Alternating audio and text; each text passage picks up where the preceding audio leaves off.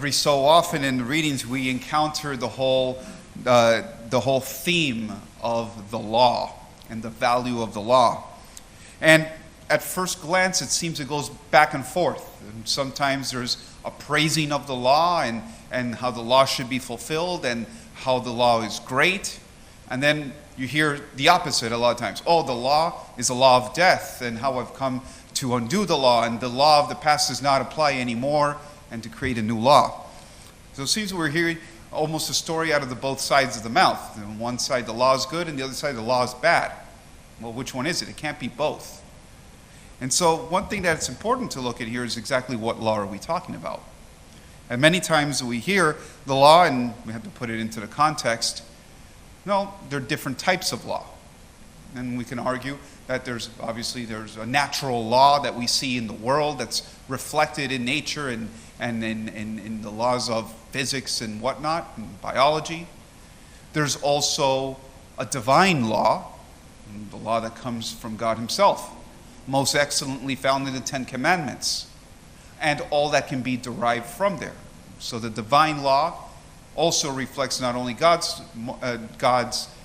will, but also is reflected in a morality, which is reflective of God's will and his plan in the world. There's also a human law, or positive law, that, humans make. And of all these, this is the least perfect of them. Why? Because this one can change often, and it has to change. Because the author of those laws, us, we're not perfect. And so human law sometimes does come short. When it comes short, and when it's not applied correctly, or even if it's been misconstrued, it comes short of the object of justice. When it does get close to that justice, when it does reflect the truth, and when it does bring us closer to what it is intended to, then we see it resembles a lot of time either that natural law or the divine law, and then we know we have something good. It's something worth defending. And so we have to ask ourselves, when we hear a lot of times this criticism or the praise of law, which law are we talking about? And we hear in the first reading Moses speaking about the statutes and decrees which I'm teaching you to observe, the Mosaic law, or the law, the life of Israel. These were the first laws, or that implementation of the 10 laws, the Decalogue, those 10 laws, the 10 commandments, and how to live. That way of living, and what the 10 commandments represent, is the divine will, the will of God. It is a divine law, which can never be changed, because God doesn't change his mind, which must be observed. And this is what we hear Jesus replying in here. He hasn't come to abolish these 10 commandments. He hasn't come to abolish or change the divine law. No. He himself, being the Lord, I guess you can say in every right he could, but he, on contrary, has come to fulfill it, to show us what the law can do, what this law, this divine law, can bring us to, which is the God himself. There is the value of the law.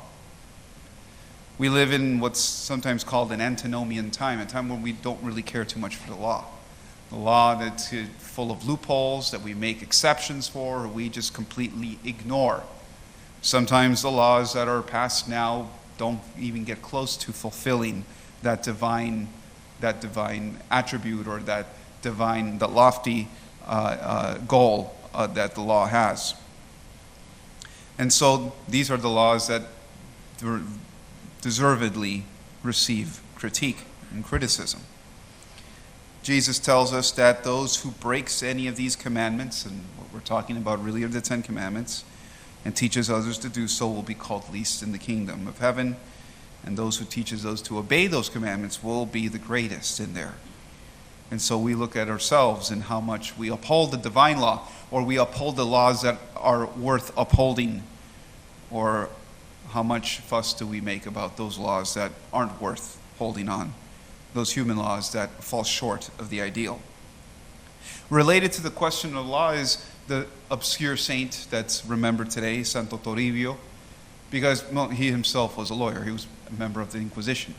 He was in Salamanca. He was named bishop to go to Peru, one of the first archdioceses, we can say, in the New World. And he is known for trying to implement that law, that church law, in this new world. Many people have heard of the Council of Trent that was going on. It had finished just about the time he became bishop. And so one of his first jobs as bishop, and he undertook himself, was to implement the Council of Trent in the New World, in this newly discovered continent in South America. Being that Lima was the seat of the viceroyalty, he gets sent there and he becomes essentially Archbishop of all of Latin America at that time. And he convokes one of the first councils in America, because the Council of Lima, and there were 3 of them. The third one, though, seems to be the most important one. He was the one who presided at that one, and out of it came the implementation of Trent in America, the first implementation. Out of it came one of the first and early catechisms ever made in America, and the first catechism that was made in Quechua.